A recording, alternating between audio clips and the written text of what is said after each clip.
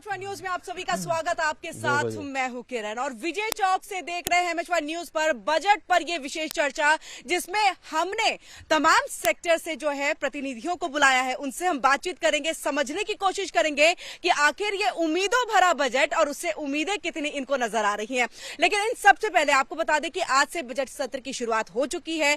राष्ट्रपति द्रौपदी मुर्मू की तरफ से अभिभाषण के साथ इसकी शुरुआत की गई, जिसमें उन्होंने पूरा जो सरकार का लेखा जोखा है उसकी बातों को रखा है, जिसमें उन्होंने 3 बातों को बहुत ही महत्वपूर्ण कहे तो रखा। यहाँ पर उन्होंने बात की है रिफॉर्म की, उन्होंने बात की है परफॉर्म की, इसके साथ ही उन्होंने बात ट्रांसफॉर्म की है कि इस सरकार ने ये तमाम तीनों काम जो है अपने कार्यकाल यानी कि 10 साल के दौरान किए हैं।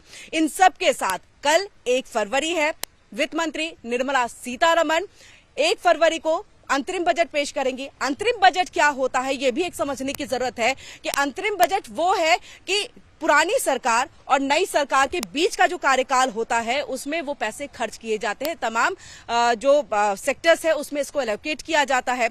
और इन सब के साथ बता दें इसका एक लिमिटेशन भी है, लिमिटेशन इन द सेंस कि आप इसके लिए कोई नई योजना जो है उसकी शुरुआत नहीं कर सकते हैं। पुरानी योजनाओं पे ही ये तमाम फंड्स को जो है खर्च की जाती है, यानी कि उसे मजबूत करने की एक कोशिश जो है वो सरकार की तरफ से की जाती है। चुनावी साल है 2024 में, जैसे ही बजट पेश हो जाएगा उसके बाद तारीख का भी ऐलान होगा, तो ये भी संभावना जताई जा रही है कि ये लोक लुभावन बजट हो सकता है। इन सबको समझने के लिए, जानने के लिए आज हम ये विशेष चर्चा जो है बजट से पहले कर रहे हैं। तमाम जो सेक्टर्स के हमारे प्रतिनिधि हैं वो जुड़ चुके हैं, उनसे हम बातचीत कर लेते हैं। लेकिन उससे पहले आपका इंट्रोडक्शन हम करा दें।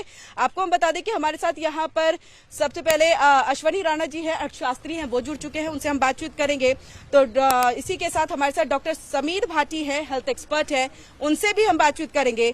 और इसके साथ हमारे साथ सुखप्रीत सिंह है, उद्योगपति हैं, इंडस्ट्रियलिस्ट है, उनसे भी हम बातचीत करेंगे कि उद्योगपतियों को कितनी उम्मीदें हैं। और इसके साथ हमारे साथ है चौधरी सतीश नंबरदार जी, किसान नेता हैं, उनसे भी हम बातचीत करेंगे, समझने की कोशिश करेंगे। और आपको बता दें कि प्रधानमंत्री नरेंद्र मोदी ने अपनी बातों में ये जरूर कहा था, ज्ञान क्या है, जिसमें गरीबों का ध्यान रखना है, जिसमें युवाओं का ध्यान रखना है, जिसमें एग्रीकल्चर यानी कि किसानों का ध्यान रखना है, और इसी में आपको नारी का यानी नारी सशक्तिकरण की बात जो लगातार प्रधानमंत्री करते हैं उनका भी ध्यान रखना है। तो यही एक अंदाजा, यही एक संभावना यहां पर जताई जा रही है कि इस ज्ञान को कल के बजट में जो है वित्त मंत्री निर्मला सीतारमण ध्यान में रख करके बजट को पेश करेंगी।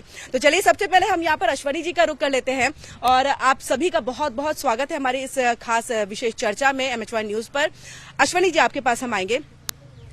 सबसे पहले वित्त मंत्री निर्मला सीतारमण जी जो है उन्होंने ब्रीफकेस से बदल करके अब वो बही खाते पे चली आई हैं, तो लग रहा है कि अब वो राम राज्य कल के बजट से जो है वो देखने को मिलेगा, राम राज्य बजट के द्वारा भी जो है लोगों तक पहुंचेगा।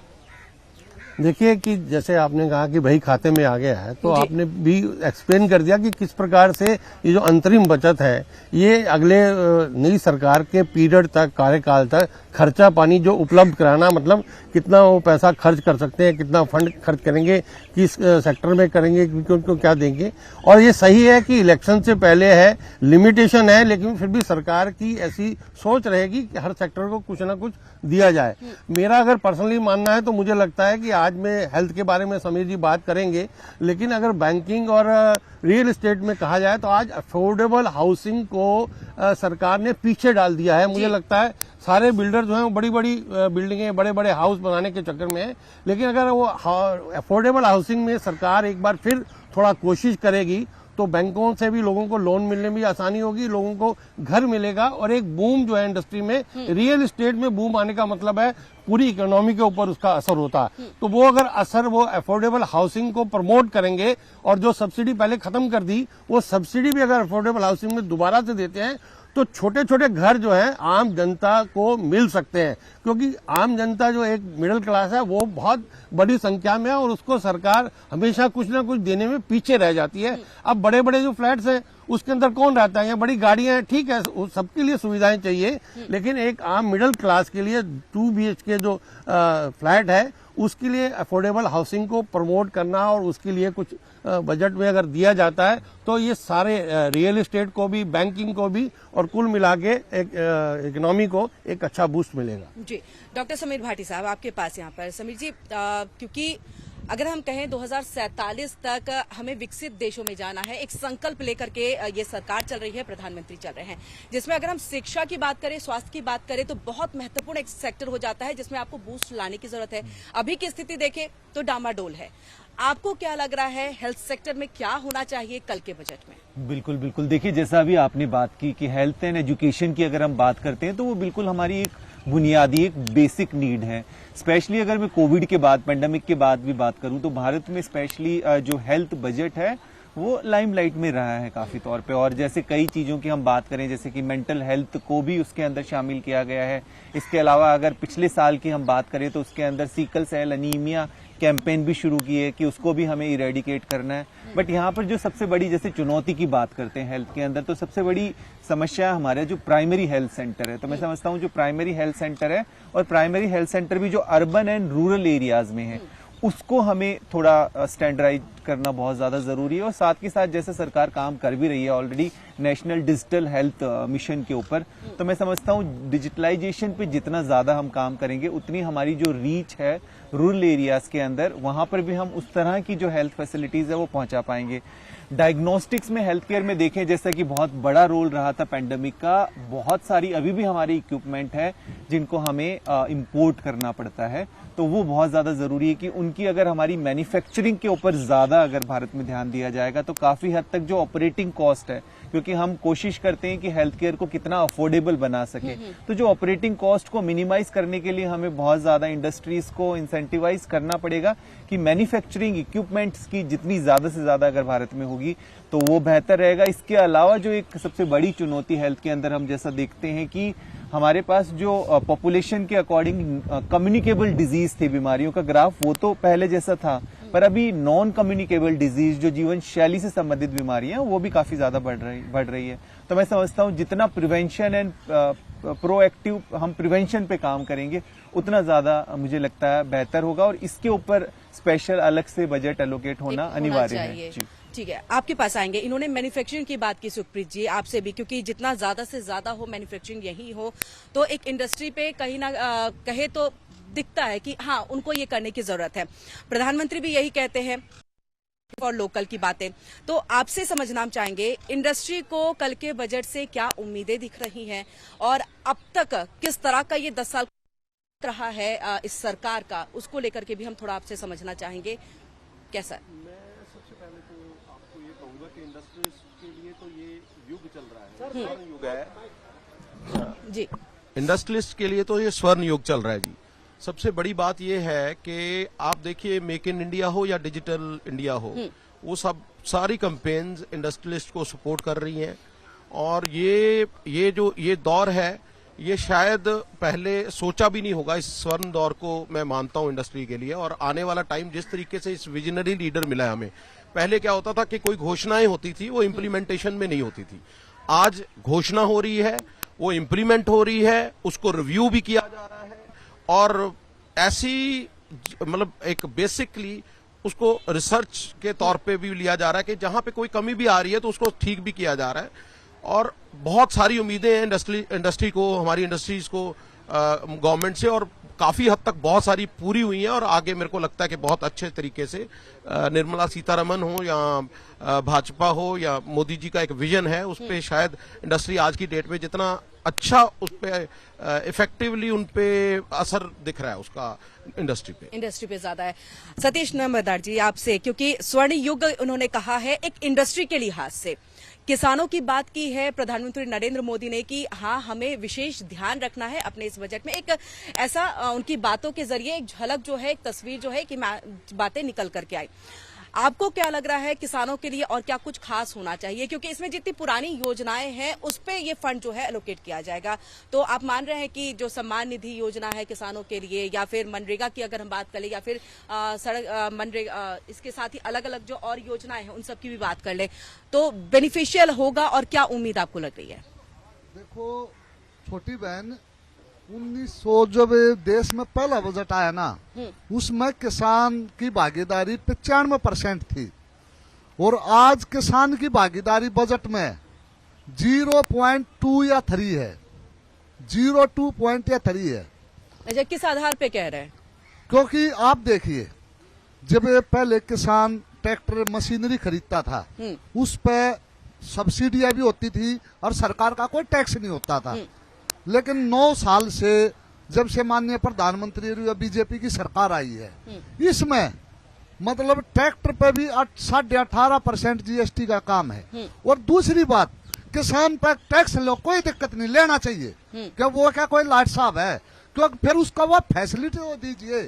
फैसिलिटी के नाम पे आज भी किसान जीरो, क्योंकि किसान का बेटा आज भी अनपढ़ है। सिर्फ आप पूरे के पूरे देश में सर्वे करवाइए, पूरे देश में जो हिंदुस्तान का देहात है उसमें सिर्फ कॉलेज में जीरो, मतलब ज्यादा 3% सोमत है। 3% बच्चे कॉलेज में जाते हैं, कुल 3%, नहीं तो ग्रेजुएशन करते, कोई इग्नू से, कोई कोरस्पोंडेंस से, कोई उस पे। किसान पर टैक्स तो ही सरकार ने लेना शुरू कर दिया, लेकिन आज भी किसान को रेट नहीं मिलते बिल्कुल भी।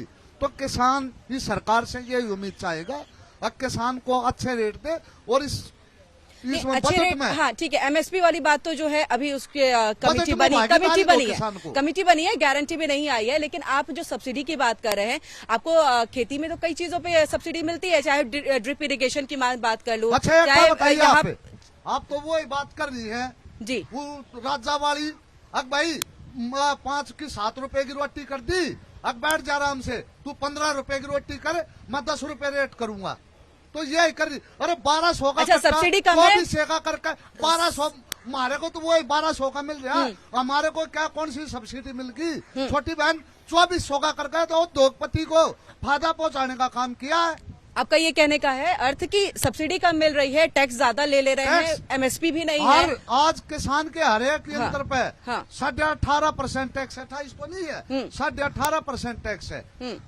और जो पिछली सरकारें थी, माननीय अटल बिहारी वाजपेयी की सरकार भी बीजेपी की थी, और भाई और कांग्रेस की सरकार भी थी, उसमें किसान को सब्सिडी मिलने का काम होता था, रेट भले ही नहीं थे, और नहीं तो माननीय प्रधानमंत्री ने 2022 में किसान क्या है डबल करने की कही थी, C2 में ये बोला था भाई हम डबल करके देंगे। लेकिन आज किसान 2023 में चला गया और 24 की भी आज जनवरी आएगी, 24 का अंतरिम बजट ही कही आप, वो आ गया, लेकिन किसान को आज भी सुप्रीत जी, सब कुछ जो है वो इंडस्ट्रियलिस्ट को मिल जा रहा है, उद्योगपतियों को मिल रहा है, किसानों को तो कुछ मिल ही नहीं रहा है। जो बेनिफिट है सब कुछ यही है, अडानी अंबानी लेकर के आ रहे हैं। ये मैं फिर से ये बात बोलूंगा जी, मैं देख रही थी क्योंकि आपके हाथ लगातार माइक पे जा रहे थे, इसलिए ये सवाल मैंने आपसे कर लिया। अश्विनी जी से लगा था, ठीक, हर बंदे की सोच है। प्रॉब्लम क्या हो गई है यहाँ पे कि ये जो 100 किले वाले जो किसान है ना, वो बुलारे बने हुए हैं, और जो छोटा किसान है वो किसान जिसकी एक किला है, जिसके पास 1 एकड़ है या उससे कम है, या 2 एकड़ वाला है, 5 एकड़ वाला है, जो उसको 2000 रुपया महीना दे रही है गवर्नमेंट, क्वार्टरली दे रही है, और 8-10 हजार रुपया मिल रहा है उसको ईयरली। वो पहले नहीं मिलता था, कभी किसी ने सोचा था क्या ये इतना बड़ा देश चलाना, उसको इतने अच्छे से मैनेज करना, ये आज अगर इनकी सोच के अनुसार चल रहे होते किसान, तो इतनी बड़ी जीत राजस्थान में भी ना मिलती जहां से ये बिलोंग करते हैं। तो मेरा मानना ये है कि सब जगह जो जनरल पब्लिक है वो लाइक कर रही है, इससे अच्छी इम्प्लीमेंटेशन गवर्नमेंट की शायद पहले नहीं मिली किसी भी युग में। मैं 70 इनके जो अपने 75 साल एक तरफ हैं, ये 9 साल में आप हर जगह देखिए ना जी, आज का जो बच्चा है जो डिजिटल है, वो डिजिटल बच्चे को प्लेटफॉर्म पूरे इंटरनेशनल लेवल पे मिल चुका है। वो पहले एक जिले में रहता था, डिस्ट्रिक्ट में रहता था, और आप भारत नेट योजना है जो गवर्नमेंट की, आप उस पे अगर जो फाइबर नेटवर्क चल रहा है, जहां से आप ये मानिए कि 6 लाख गांव के पास पहुंचाने की, नेटवर्क को पहुंचाने की उसकी योजना है, जिसमें 2 लाख कवर हो चुका है, इस टाइम 2.5 लाख गांव कवर कर चुकी है गवर्नमेंट। ये बहुत बड़ी बात है। अब आप ग्राम पंचायत की जब मीटिंग्स होगी, वहां पे जब इंटरनेट आप किसी भी गांव में जाओ, आप यूज कर रहे हो इंटरनेट को, और जितना भारत में सस्ता इंटरनेट है शायद दुनिया में नहीं है। हमारी प्रॉब्लम क्या है कि हम अपने जो कॉर्पोरेट भी हैं, हम उनको बहुत ज्यादा वो करते हैं, नहीं ये अंबानी है ये गलत है, ये अडानी है ये गलत है। जब बात आती है बिल गेट्स की या किसी बड़े की, तो हम कहते हैं नहीं ये सच्चे सुच्चे आदमी है। अरे यार, हम हिंदुस्तानी, हमें गर्व होना चाहिए कि हमारे कॉर्पोरेट्स आगे जा रहे हैं, हमें गर्व होना चाहिए कि हमें। लेकिन सुप्रीत जी, किसान भी तो आगे जाने चाहिए ना, हमारा तो आधार ही यही है। गर्व है, अगर मेरे देश को उद्योगपति आगे जा रहा है, लेकिन मेरे को दुख इस बात का है किसान का एक 17 लाख करोड़ कर्जा वो माफ नहीं होता और इनके 42 लाख करोड़ रुपए कर्जा माफ हो जाता। वो कर्जा दिया आपकी गवर्नमेंट कर्जा माफ करने की बात कहती है, कांग्रेस ने दिया है जी। गवर्नमेंट हर सरकारें तो कर्जा माफ करने की बात करती है, किसानों की कर्ज माफी। सर ये अश्वनी जी आपके पास आऊंगी, कर्ज माफी की बात और एक सब्सिडी की बात। ये कर्ज माफी वाली जो बात है, मैं खुद बैंकर रहा हूँ, रिटायर्ड हूँ।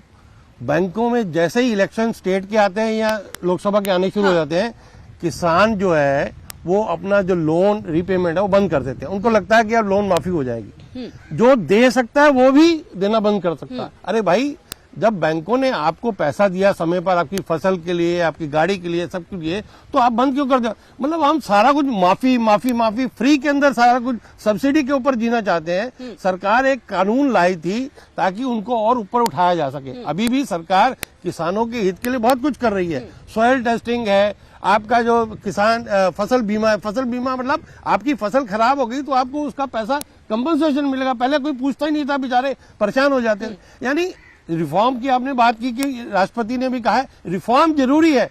अब पुराने तरीकों को दकियानुसी तरीके की हम खेती भी करते रहेंगे और उसको आगे भी नहीं ले जाएंगे। आप कह रहे हो बच्चे हमारे नहीं जा रहे, तो उसमें सरकार की क्या गलती है? आप भेजो, सरकार कॉलेज स्कूल सब उपलब्ध करा रही है, ऑनलाइन इंस्टीट्यूशन ला रही है। आप बच्चों को अगर नहीं पढ़ाओगे तो गलती आप लोगों की है, लेकिन सरकार की तरफ से कुछ नहीं है। ये किसान के नाम पर राजनीति जो है ये मुझे लगता नहीं होनी चाहिए। और बैंकों से भी एक्सपेक्टेड है कि लोन माफ हो जाए। अरे लोन माफ बैंक करेगा तो उन बैंकों को सरकार ही तो पैसा देगी। तो वो जो अभी तक इतने लाखों करोड़ जो किसानों को लोन माफ किया है, तो बैंकों का पैसा गया, बैंकों को सरकार ने दिया। तो सरकार का जो वो पैसा सरकार ने दिया लोन माफी में, वो आम जनता का ही तो है। यानी बजट में जो एक केक है, एक रोटी है, उसको ही तो डिवाइड करना है। उसको अलग से तुम आप लाओगे नहीं। उस केक में से आप सब्सिडी के रूप में भी चाहते हो, लोन माफी में भी चाहते हो, और जो रिफॉर्म्स है वो नहीं चाहते। तो ऐसे नहीं चल सकता। रिफॉर्म्स भी चाहिए और जो समस्याएं हैं उसके ऊपर निश्चित रूप से सरकार को जो है उसका समाधान करना चाहिए, उसमें कोई दो राय नहीं। नीरव मोदी 9,000 15,000 1 लाख करोड़ रुपया लेगा बाहर जाए। कार्रवाई चल रही है ना सर? कार्रवाई तो चल रही है ना? अरे छोटी कार्रवाई तो चलती रहेगी। ये कोर्ट है, यहाँ से 3 पीढ़ियां गुजर जाती है। संपत्तियां जब्त कर दी गई हैं, कार्रवाई और संपत्तियां जब्त कर दी गई हैं। हुआ किसानों के साथ कहाँ हुआ? किस गवर्नमेंट में अगर आपने लोन पे नहीं गवर्नमेंट किया, ने प्रमोट किया? ये तो मोदी जी की ऑनेस्टी के बारे में तो कोई बोल ही नहीं सकता जी। मोदी गवर्नमेंट की ऑनेस्टी के बारे में नहीं, वो नीरव मोदी की बात कर रहे हैं। सुप्रीत जी, नीरव मोदी की बात कर रहे हैं। ये नीरव की बात कर रहे हैं या किसी की बात कर रहे हैं? उनको जब अपने मुख्यमंत्री काल में कहते थे गुजरात मॉडल, कहाँ गया गुजरात मॉडल? आज गुजरात मॉडल ही तो चल रहा है सर। आप ये मॉडल दुनिया आपके गले से नहीं उतर रहा, क्योंकि आपको घोटाला करने को नहीं मिल रहा। अच्छा सर, सतीश जी नाराजगी किस बात के लिए? सतीश जी नाराजगी किस बात के लिए? प्रधानमंत्री ने अपनी बात में कहा ना कि किसानों का हमें खास ध्यान रखना है। अभी हर बात में किसानों को छोटा सा हाँ एक वहाँ से लाइन आ रही है, जहाँ से गुजरात से बिजली की, जिसके खेत में आज खुद भाई साहब बोले ना 2-2 एकड़ के किसान है, जिसके खेत में 4 पोल गट गए, उस खेत में कुछ बचा क्या? जिसमें ये हाई टेंशन लाइन, इस तरीके से देखा जाए तो हम कहें कि हम आगे कोई रिफॉर्म्स नहीं होने चाहिए। इनके अनुसार तो जो पुरानी व्यवस्था थी वही चलती रहनी चाहिए। आज का युग है, इनको आज के युग के अनुसार अपने आप को डालना। नहीं चाहते देश की प्रगति हो, नहीं चाहते विकास हो। सरकार रात को शाम को किसान अपनी जमीन तैयार करके आया और सुबह जाकर देखा था 20-20 फुट के 1 एकड़ में 4 गड्ढे। तो उसमें किसान ने एक बार तो कुतुबगढ़ में आत्महत्या करने का भी काम किया है जब उसने अपना खेत देखा। मतलब ये कहना चाह रहे हैं कि खेत में तैयारी करके आए कि कल फसल बोनी है, बीज बोने हैं और गड्ढे नजर आ रहे हैं। एक नोटिस तक देने का काम नहीं किया, और भाई इस पर कोई एक्वायरमेंट नोटिस। चलिए सुप्रीत जी, आप कुछ कहना चाहते हैं अपनी बात रखिए, फिर मैं समीर जी के पास चलूंगी। वही मैं आपको पहले बता रहा था, इनकी ऑर्थोडॉक्स सोच है। ये अपने उसी नजरिए से ही दुनिया को देखना चाहते हैं जो ये नजरिया इनके मन के अंदर बसा हुआ है। लेकिन जनरल पब्लिक, जो आम आदमी है, जो आम किसान है, वो बहुत खुश है, उसको रिफॉर्म्स अच्छे लग रहे हैं। अगर बिजली आएगी तो ये फायदा उसी किसान को ही होना है। अगर वो एक जगह से निकलेगी। आप कभी भी ये नहीं कह सकते अगर आप सड़क नहीं दोगे, आप अगर बिजली को रास्ता नहीं दोगे तो आपके घर में कैसे पहुंचेगी बिजली? अगर वो बिजली ले उस रोड से जानी है, इंप्लीमेंट होनी है, अगर उसको रास्ता नहीं दोगे तो घर में बिजली नहीं पहुंचेगी। तो आपको उसका अच्छा पक्ष नहीं नजर आएगा, बुरा पक्ष नजर आ रहा है। और बोलने के लिए वो भी मैं क्या कह रहा हूं, जो जनरल किसान है उसको कोई मतलब नहीं है। ये जो 100 एकड़ 50 एकड़ वाले किसान है ना, जिनका अपना खेती ठेके पे दे रखी है, उन आदमियों को बुलारा बन के अपने किसान का बुलारा बना रखा है। मैं भी पंजाब से हूं। हम छोटी सी आपको बताता हूं, जो नरेंद्र सिंह कंपनी है, जिन्होंने ये ऑप्टर फाइबर दिया, उस गांव से ही हूं। और वहां से किसान भी हैं, वहां से ये भी है, इंडस्ट्रियलिस्ट भी हैं। तो मैं ये आपको ये बोलना चाहता हूं कि आज मौका जो है इक्वालिटी बिफोर लॉ है। मौका सबके लिए एक जैसा है। आपको घर से मेहनत करने के लिए तो आपको खुद निकलना पड़ेगा। और पहली बार हिंदुस्तान को इतने अच्छे लेवल पे रिकॉग्नाइज किया जा रहा है। आप कौन सी कंट्री में बात आप करें, क्या करके ऊपर का जाएगा ना, कब फ्रांस, पहले आप फ्रांस के पास या कहीं पहले आपके पास 24 घंटे पाकिस्तान भारी रहता था। आज आपको कंपैरिजन ही नहीं हो रहा पाकिस्तान से। आज आपका कंपैरिजन चाइना भी आपसे बजट से पाकिस्तान चले गए। यही बात है ना, जो बीजेपी के जी ना, उनको सिर्फ धर्म पाकिस्तान सर बीजेपी नहीं है, ये जनरल पब्लिक है।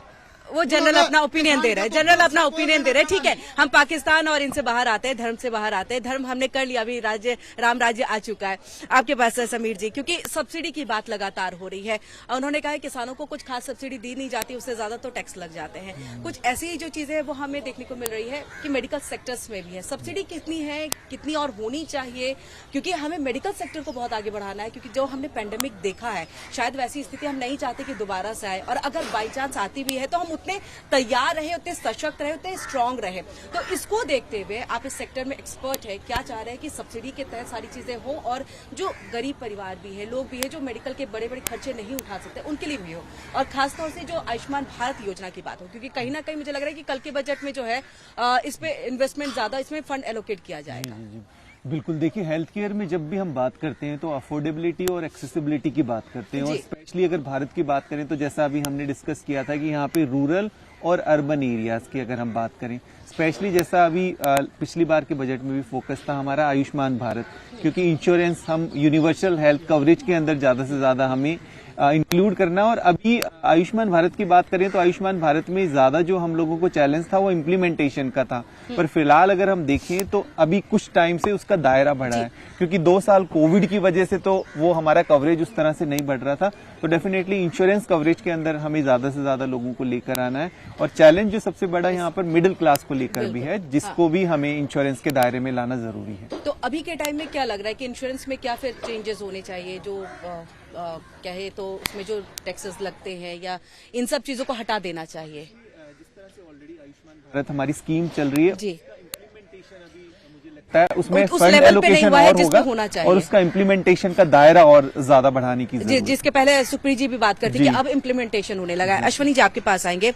जो हम रिफॉर्म वगैरह की बातचीत तो लगातार कर रहे हैं, लेकिन आपसे समझना, क्योंकि बजट एक ऐसा एरिया है, एक ऐसी जगह है जिसको समझ पाना बहुत टफ और ये हो जाता है। तो आपसे हम इस बात को कि बजट को कैसे, अंतरिम बजट को खास तौर से कैसे लेकर के चले, क्योंकि इसमें आप नई योजना नहीं ला सकते, पुरानी योजना ही जो है उसको आपको सशक्त और स्ट्रांग बना करके चलना है, ताकि आने वाले दिनों में जो है पब्लिक को, नौकरी पेशा लोग अलग इंतजार कर रहे हैं, टैक्स पेयर जो है वो अलग इंतजार कर रहे हैं कि कुछ स्लैब में बदलाव भी होगा। स्लैब की भी अगर हम बात करें तो क्या कुछ चेंजेस होने के इस बार के चांसेस दिख रहे हैं?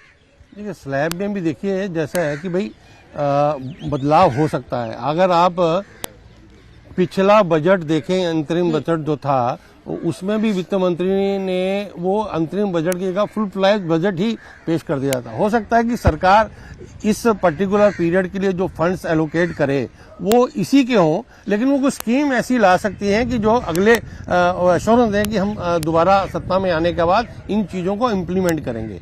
तो उसके अंदर जो है अपना टैक्स स्लैब में बदलाव हो सकता है और वो होना भी चाहिए। क्या है कि जो मिडिल क्लास है उसको भी कुछ मिलना चाहिए। और दूसरा, एक मैं हेल्थ सेक्टर के बात डॉक्टर साहब ने कही, एक ऐड करना चाहूँगा कि अभी बहुत सीनियर सिटीजन एक बहुत बड़ा हमारा जो क्लस्टर है जिसके अंदर लोगों को जो हेल्थ मिलना चाहिए, हेल्थ की बेनिफिट मिलनी चाहिए, वो नहीं है। बहुत सारे सरकारी कर्मचारियों को तो हेल्थ की रिटायरमेंट के बाद बेनिफिट है, लेकिन ऐसे बैंकर हैं और ऐसे पब्लिक सेक्टर है जिनको कि इंश्योरेंस का या इस प्रकार का कुछ नहीं है, तो उनके लिए कोई सरकार जिस प्रकार आयुष्मान की बात कर रही है उनसे जी पैसा लेकर एक ऐसी इंश्योरेंस या ऐसी हेल्थ स्कीम उनको दे ताकि वो अपना जो जीवन यापन है वो एक स्वस्थ रहकर कर सकते हैं। चलिए, यहाँ पर हम लगातार जो प्रतिनिधि हैं अलग अलग सेक्टर से, उनसे तो हम बातचीत कर ही रहे हैं, लेकिन लोगों की उम्मीदें क्या कुछ है वो भी हम अपने दर्शकों को सुनाते हैं।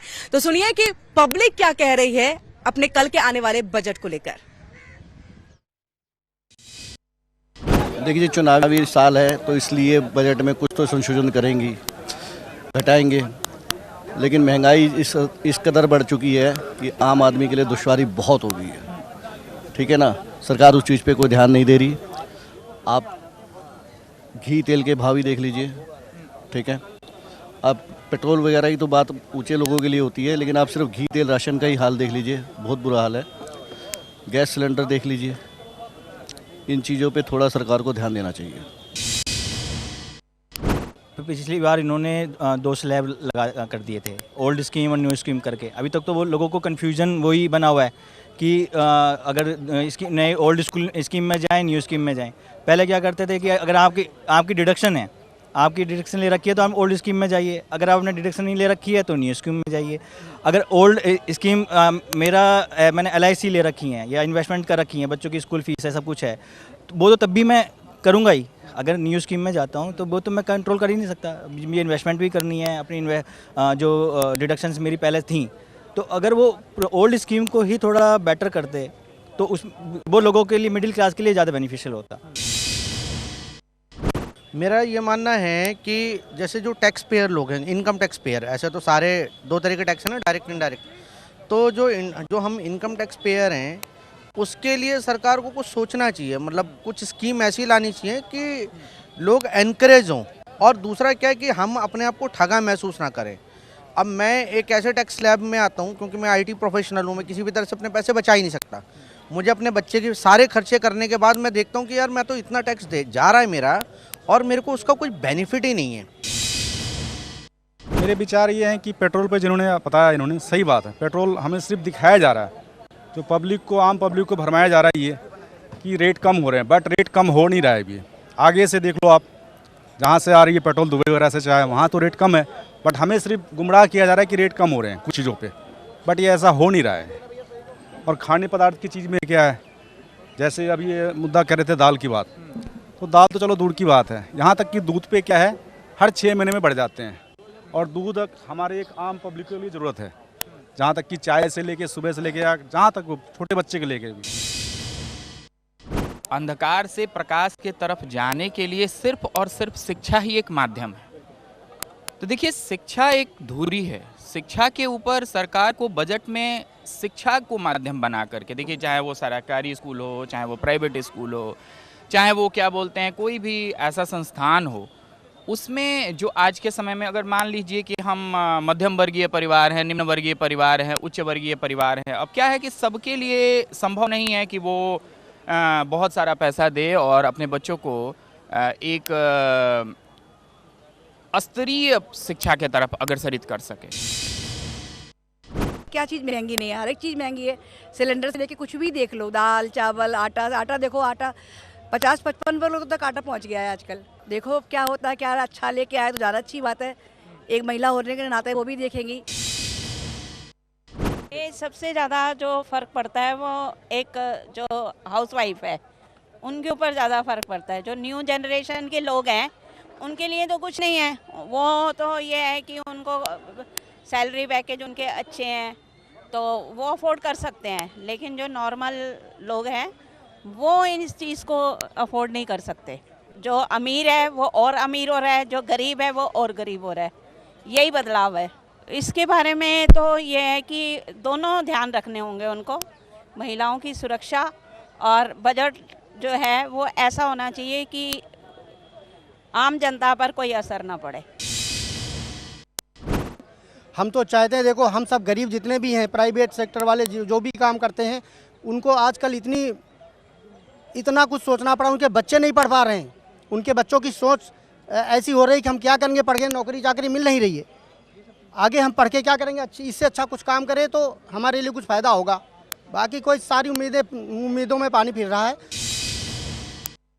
बजट से उम्मीद क्या, महंगाई और भी बढ़नी है, जैसे कि 2014 के बाद बढ़ी है। आप हर किसी पेट्रोल के देख लो, रेट देख लो, 50 रुपये 55 रुपये रहता था, आज डबल है, 100 रुपये अप्रॉक्स, ठीक है। और पेट्रोल और गेहूँ ले लो, मैं भी कृषि मतलब किसान फैमिली से बिलोंग करता हूँ, ठीक है। गेहूँ ले लो, 15-16 रुपये में आटा आता था, अब 35 रुपये किलो है, ठीक है।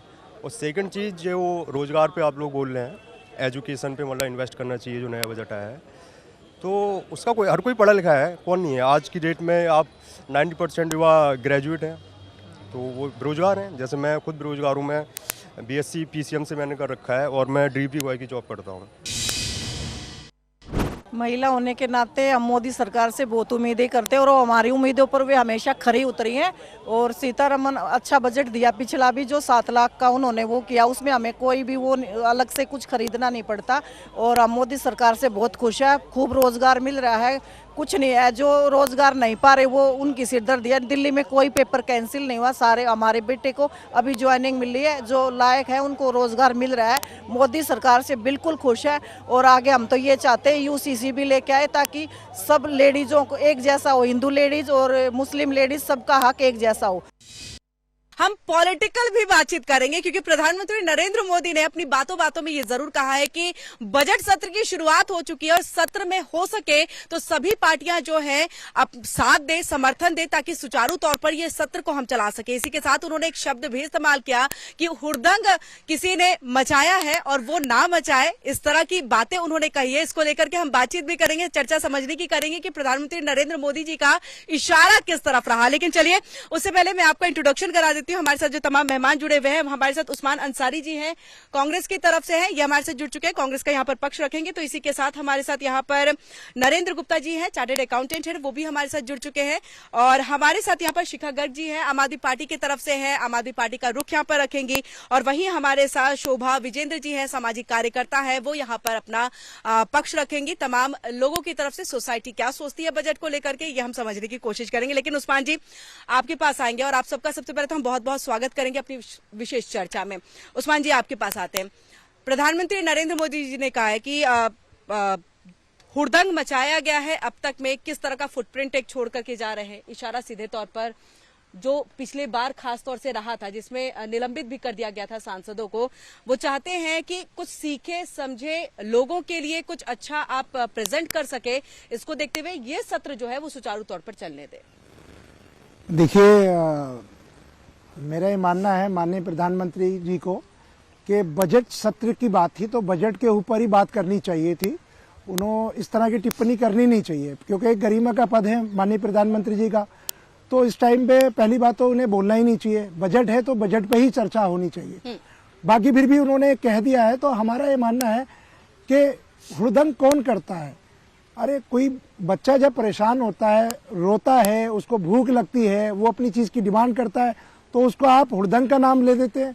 तो हुड़दंग नहीं है, वो यहाँ की जनता परेशान है, यहाँ जनता परेशान है तो आपसे नहीं गुहार लगाई तो किससे लगाई। इसके लिए एक प्लेटफॉर्म दिया गया ना संसद, वहां पर जाके वेल में चले जाइएगा, पीठासीन इनके ऊपर में आप पेपर फेंकिएगा। ये कैसा एक रोना है या मांगे अपनी मनवाने का तरीका है? नहीं, ये नाराजगी तो इस बात नहीं, नाराजगी है, मगर ये सारी चीजें क्या कांग्रेस या अदर्स पार्टियों पे ही लगता है और इनकी जो पार्टी के और लोग हैं वो भी इस तरह की जो है वहां पर उस गरिमा को नहीं समझते, तो उस टाइम भी उन्हें सोचना चाहिए। बाकी हमें बजट के ऊपर बात है तो हमें बजट पे ही बात करनी चाहिए। तो सत्र मानने के सुचारू तौर पर चलेगा? बिल्कुल चलेगा, क्यों नहीं। ये चलाएंगे तो चलेगा, जिस तरह चलाएंगे वैसे चलेगा।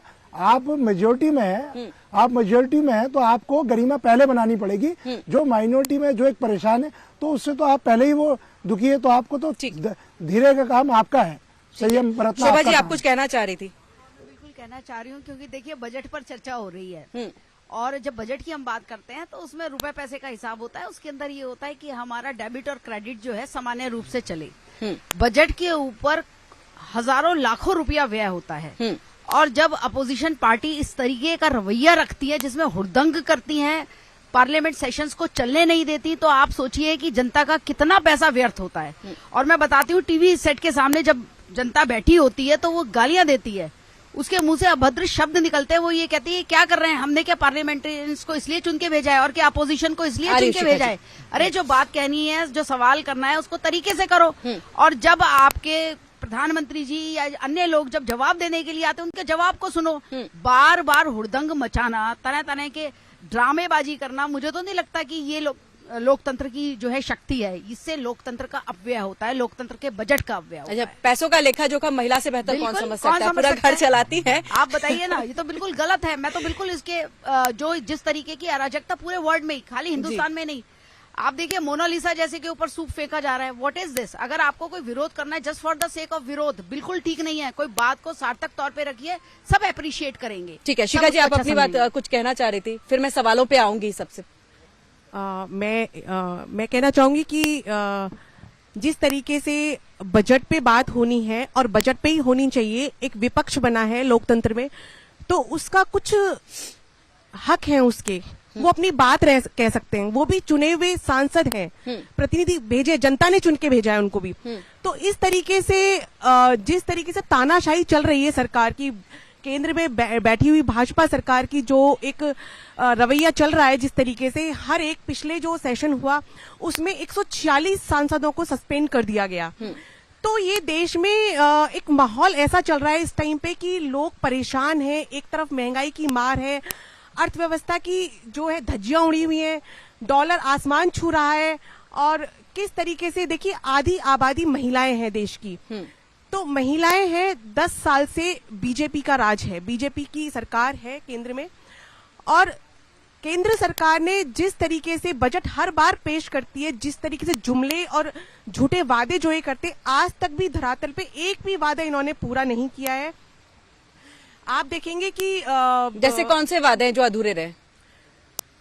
आप देखेंगे कि अर्थव्यवस्था का क्या हाल है। डॉलर आज इतना उछल क्यों रहा है, इतना आसमान छू रहा है डॉलर आज। अर्थव्यवस्था के लिए तो IMF की तरफ से कह दिया गया है कि 6.5% रहेगा। गृहिणी सुबह उठती है, गृहिणी सुबह उठती है, सबसे पहले उठती है। आज इतिहास में पहली बार एक सरकार ने ऐसा किया है कि दूध पे, दही पे, मक्खन पे, ब्रेड पे क्या खाएगा आम इंसान के लिए क्या है ये। गृहिणी सबसे, घर का बजट सबसे अच्छे से गृहिणी ही समझ सकती है, और गृहिणी की चिंता यही होती है कि किसी भी तरीके से उसका नहीं निकल पाता। वो आखिरी महीने में जाके वो थक जाती है कि कैसे मैं इस बजट को संभालूं करके, क्योंकि हर चीज की महंगाई की मार देखिए। आज 1200 रुपए हो गए सिलेंडर। आज दूध पे देखिए, दूध के 4 गुना रेट बढ़ गए हैं।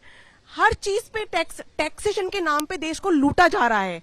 और दूसरी तरफ ये है कि ये पूंजीपतियों की सरकार है, इन्होंने पूंजीपतियों को फायदे पहुंचाए। उनका टैक्स माफ कर देते हैं, या उनका टैक्स को, उनको लोन को वेव ऑफ कर देते हैं, उनको रिलीज कर देते हैं, उनको रिलीफ दे देते हैं उनको। तो इस तरीके से चंद बहुत सारे पूंजीपतियों का है, सभी को फायदे, उन्हीं के हिसाब से ही बजट बनाया जाता है। आप देखेंगे कि आम इंसान के लिए, आम इंसान किस तरीके से परेशान हुआ जा रहा है, और किसी भी हर वर्ग परेशान है। उनका एमएसपी पे ना, वो एमएसपी पे उनको, किसानों को एमएसपी मिल पा रही है उनको, वो हर तरीके से परेशान है कि झूठे वादे, सिर्फ चुनावी जुमला ये करते हैं हर बार। तो एमएसपी में कमेटी बनाई गई है ना, किसानों के प्रतिनिधि को बुलाया गया, किसानों के प्रतिनिधि नहीं जा रहे हैं, आज तक भी लागू नहीं किया गया है।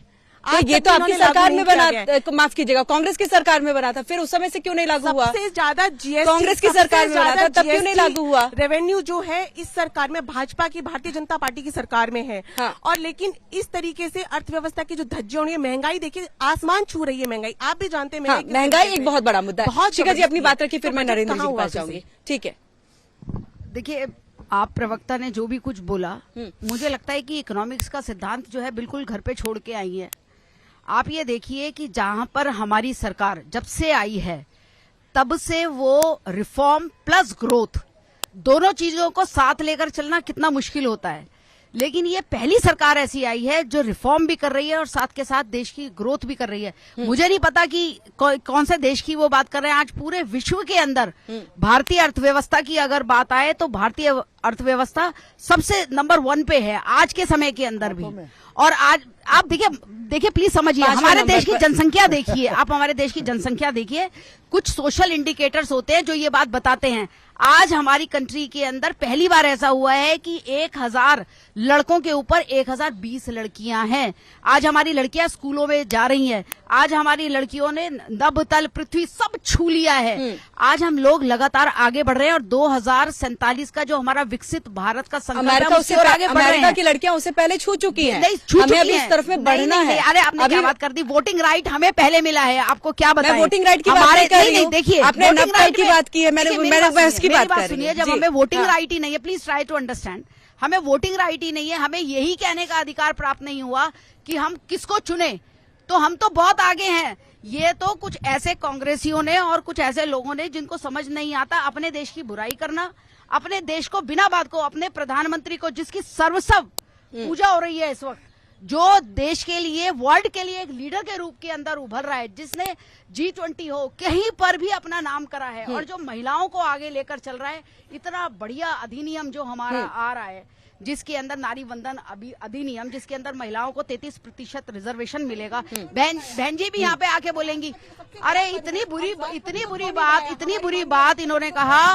पहली बार एक महिलाओं को सबसे आगे रखा है, तो उनको सम्मान भी दिया जाना चाहिए ना उस लेवल पे, राष्ट्रपति कि हमारी माननीय, ये प्रधानमंत्री तो उन्हें हर जगह आगे भी रखना चाहिए ना। 4 करोड़ बहनों को आवास मिला है, घर मिला है, घर। ठीक है, हम आएंगे इस पूरे बजट पे हम बातचीत करेंगे। नरेंद्र जी के पास मैं आऊंगी क्योंकि आपसे आप कुछ कहना भी चाह रहे हैं, अपनी बात को रखिएगा जरूर, लेकिन इसके साथ साथ जीएसटी कलेक्शन ज्यादा हुआ है, अगर हम ये कहें शानदार रहा है। इस हिसाब से कल के बजट को अगर देखें तो आप क्या एक इमेजिनेशन जो है वो तैयार करके हमारे दर्शकों के सामने रखना चाहेंगे? ठीक है, मैं कोई पॉलिटिकल बातें यहाँ पे नहीं करूंगा। ठीक है, जैसा कि हम जानते हैं ये इंटरिम बजट है। इंटरिम बजट जो इलेक्शन से पहले वाला है, तो इंटरिम बजट को समझने से पहले हमें 2-3 चीजें समझनी होगी। इंडिया का टैक्सेशन सिस्टम, इंडिया में 2 तरह के टैक्स होते हैं, एक होता है डायरेक्ट टैक्स, एक होता है इनडायरेक्ट टैक्स। डायरेक्ट टैक्स जो हम खुद सरकार को देते हैं कि हमारी इनकम एक्स इनकम है, उस पर इतना टैक्स बनता है, सरकार ये लीजिए आप टैक्स। इनडायरेक्ट टैक्स वो टैक्स होता है जिसपे हम कब दे देते हैं हमें पता भी नहीं चलता, और ये सबके लिए यूनिवर्सल है। सबके एक मोबाइल, एक गरीब आदमी मोबाइल खरीदता है तो भी 15,000 का जो उस पर टैक्स 18% लगता है, एक करोड़पति भी खरीदता है तो उसको भी वही टैक्स लगता है। तो 2 तरह के टैक्स की बात हो गई। तो हम बजट जब कल आने वाला है तो हम कुछ जनता की कुछ उम्मीदें होती हैं बजट से। तो डायरेक्ट टैक्स को सबसे पहले हम ब्रीफ करते हैं। डायरेक्ट टैक्स में 5 सोर्स ऑफ इनकम होती है, income from salaries, income from house property, income from capital gain and PGBP, profit और gains from business and professions. और 5वां हेडर जो कहीं भी नहीं आता उसको अदर सोर्स ऑफ इनकम बोलते हैं। तो हम पहले सैलरीड क्लास के लिए डिस्कस करते हैं। सैलरीड क्लास वो क्लास है जो बहुत ईमानदारी से टैक्स देता है, उसके पास टैक्स प्लानिंग की बहुत ज्यादा सोर्सेज नहीं होते हैं, बहुत ज्यादा हेड्स नहीं होते हैं, तो वो बहुत परेशान है इस समय, क्योंकि वो चाहता है 80C को एक तो स्लैबिंग न्यू स्कीम में 7 लाख से एक्सपेक्ट कर रहा है कि 7 लाख से 8 लाख या 9 लाख तक किया जाए। दूसरा 80C जो 1.5 लाख कब से पूरा ओल्ड स्कीम रिजिम में 1.5 लाख पे फंसा पड़ा है काफी सालों से, तो उसको शायद 2 लाख या 2.5 लाख सरकार कर दे तो बहुत अच्छी बात होगी। और मेडिकल 80D एक सेक्शन होता है 80D का, उसको भी 25 से 50 करे और सीनियर सिटीजन को 50 से 75 करे एटलीस्ट। और एक बहुत बड़ा मुद्दा पॉइंट है एनसीआर के लिए अगर हम बात करते हैं तो इंटरेस्ट ऑन होम लोन, जिसमें सिर्फ 2 लाख तक की छूट मिलती है। लोग एक्सपेक्ट करते हैं कि 50-60 लाख का घर बहुत नॉमिनल घर आता है, उस पर 3 लाख रुपए तक का इंटरेस्ट हो ही जाता है, तो एटलीस्ट 3 लाख रुपए तक का वेवर हो जाए। हाँ जी, होना चाहिए। ये सैलरीड क्लास के लिए। हाँ, सैलरीड क्लास के लिए क्या और HRA का कॉन्सेप्ट है। इंडिया में 4 मेट्रो सिटीज हैं, दिल्ली, मुंबई, चेन्नई एंड कोलकाता। तो चारों में HRA का वो -50% का एक कैलकुलेशन चलता है। बैंगलोर एक शहर है जहाँ पे रेंट कोलकाता और दिल्ली से स्पेशली महंगा है, लेकिन वहां पे वो अभी भी इनकम टैक्स के स्लैब में वो -40% वाला कॉन्सेप्ट क्यों चल रहा है मुझे नहीं पता है। सरकार की नजर यहाँ वहां तक नहीं जा रही है। सरकार को एक बार सोचना चाहिए, उसको भी मेट्रो सिटीज में काउंट कर ले इन इनकम टैक्स। वैसे तो मेट्रो सिटीज है वो। ये हो गया सैलरीड क्लास के लिए। अब आते हैं हम हाउस प्रॉपर्टी। हाउस प्रॉपर्टी में रेंटल इनकम, उसमें बहुत कुछ अमेंडमेंट की मेरे ख्याल से जरूरत है नहीं। और तीसरा आता है कैपिटल गेन। कैपिटल गेन में थोड़ी सी क्लैरिटी कम है और इस पे मेरे ख्याल से और कुछ कीजिए, जैसे शॉर्ट टर्म लॉन्ग टर्म में सरकार को कुछ एक पैरेलल स्पेस रूल, मतलब स्पेसिफिक रूल बना देना चाहिए। कैपिटल गेन में एक बहुत बड़ा पॉइंट है क्रिप्टो। हाँ, क्रिप्टो पे कुछ इंडिया को एक लॉ लाना चाहिए स्पेसिफिक, जैसे यूएस में है। यहाँ पे कुछ अभी बहुत क्लैरिफिकेशन नहीं है, डायरेक्ट 30% का है, लेकिन उस पर कुछ लॉ आना चाहिए क्रिप्टो करेंसी के लिए।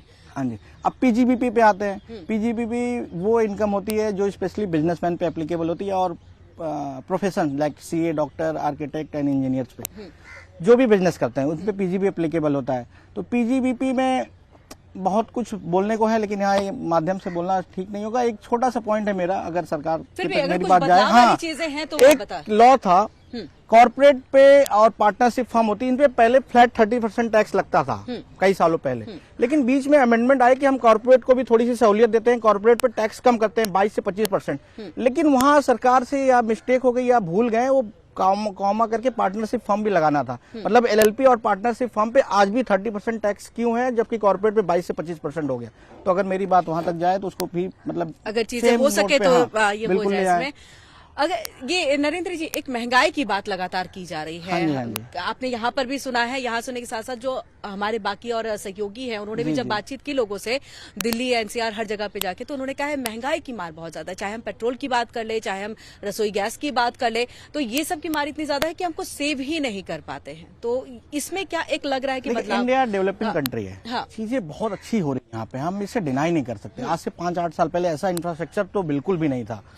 आज आप यहाँ दिल्ली से पूर्वांचल में आजमगढ़ तक चले जाती हैं और आपको कहीं भी बीच में मतलब सर्विस मतलब नॉर्मल रोड मिलेगी नहीं, मतलब पूरा एक्सप्रेसवे 800 पूरा हाईवे, इनफैक्ट गाजीपुर तक। मतलब ये बहुत बड़ी बात है। बिल्कुल। मतलब पहले हम लोग सुनते थे यूएस में यार 8 घंटे में यहाँ 800 किलोमीटर चले गए, अब इंडिया में है और पॉसिबल है, और पूर्वांचल यूपी जैसे शहर में तो हमारा इंफ्रास्ट्रक्चर इतना बहुत बढ़ गया है, लोगों की कमाई भी बढ़ी है। हाँ ठीक है, थोड़ी महंगाई है, लेकिन कुछ अच्छी चीज पाने के लिए थोड़ा सा पे करना। अब आप कोई आईफोन यूज करता है 1.5 लाख लोग पे कर रहे हैं, हाँ महंगाई है, महंगाई है गरीबों, मतलब मैं डिनाई नहीं कर रहा हूँ, लेकिन लोगों की पेइंग कैपेसिटी बढ़ी है, इनका इंफ्रास्ट्रक्चर बहुत अच्छा हुआ है। तो बहुत छोटा पॉइंट है, एक कहावत है ना, कोई चीज अच्छी पाने के लिए थोड़ा खर्चा करना पड़ता है, खर्च करना पड़ता है, तो हो रहा है। जी उस्मान जी, आप कुछ कहना भी चाह रहे थे, अपनी बात को तो आप रखिएगा ही। जी, इसके साथ जो इन्होंने कहा है कि कुछ पाने के लिए कुछ एक्स्ट्रा देना पड़ता है, अगर वो दिया जा रहा है तो इसमें फिर बुराई किस बात की है। तो कांग्रेस साथ है कल के बजट को लेकर के पूरी तरह से, जैसा भी आए। देखिए, पाने के लिए आप कहते हैं कुछ देना पड़ता है। सबसे पहले जो हमारा मौलिक अधिकार है, हम उनसे वो तो मांग सकते हैं ना, या वो भी दे दे।